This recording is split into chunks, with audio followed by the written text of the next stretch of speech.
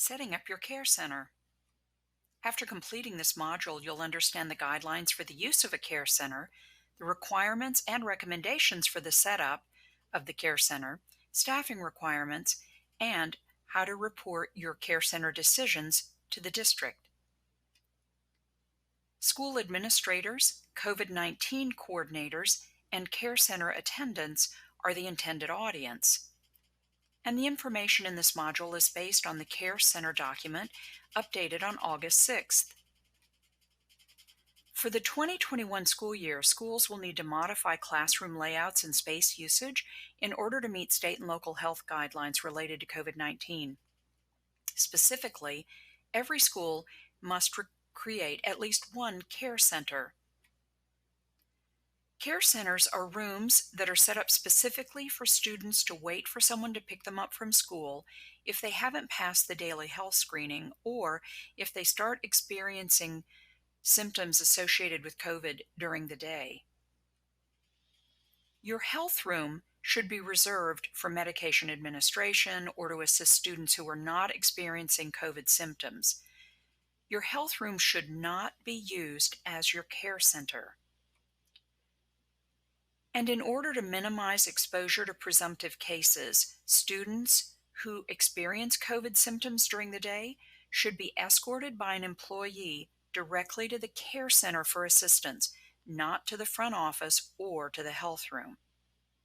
Schools should identify at least one employee to staff the care center anytime a student is there or may be sent to the care center.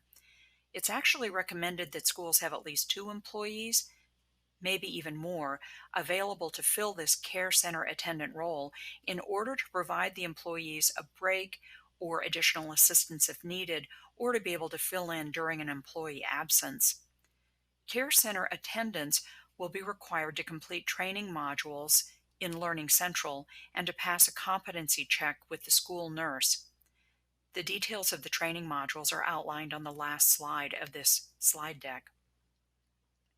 School nurses will be able to assist in the care center when working on site, but they're not responsible for the constant supervision of students. Requirements and recommendations for setting up your care center. Principals best know the footprint of their campus and therefore which space might meet the needs of the care center. But basically, the care center needs to be a room that's large enough to hold multiple students and an employee who can visually supervise the students at all times, and at the same time provide enough space for 6 feet of social distancing for everyone in the room. The minimum requirement is 600 square feet. That would accommodate 4 students plus an employee. But a recommendation is that it's at least 800 to 850 square feet. This would accommodate 6 students plus an employee. Schools with a larger population should consider using a larger room or creating more than one care center. Another requirement is that the room should be near or with a bathroom in the room. This can be an employee or visitor bathroom that's designated for student use. The room should also have a phone or a Wake County Public School System cell phone so the care center can contact families or health officials. And the care center should also be able to communicate directly with the front office. The room should also have a work area for the care center attendant that allows them to maintain visual supervision of all students in the room.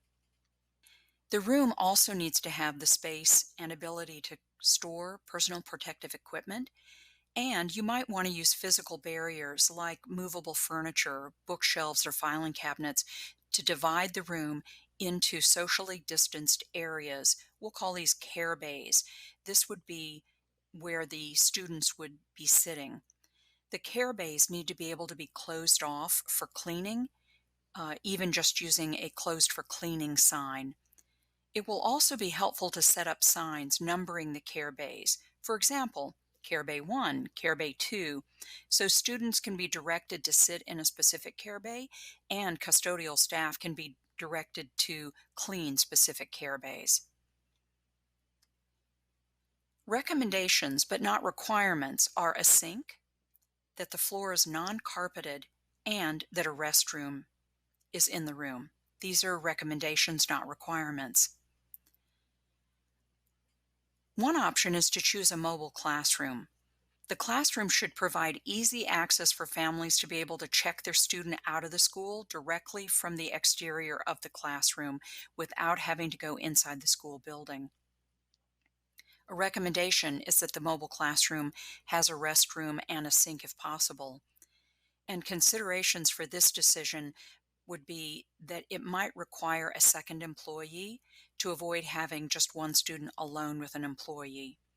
And you might need to set up a process to alert another employee nearby for assistance if they're needed in an emergency. A second option is to convert a classroom. A requirement for this would be that it's on the ground floor and it's close to an exterior door so families can check their student out without having to walk through the school building. This may require additional funding for the installation of a room exhaust ventilation system. So before selecting this option, a principal should consult with their area superintendent and a representative from the maintenance and operations department. There are sample room layouts available on the intranet for ideas about how to set up your room. And if a principal needs assistance related to any of this, they can submit a building utilization request form. Only the principal should submit this form. The request will then be assigned to a facilities design and construction planner who will contact the principal to schedule a follow-up. Finally, once you've made the identification of the room you're going to use, please put your school's information on the Care Center location form. There's additional training for Care Center attendants in Learning Central.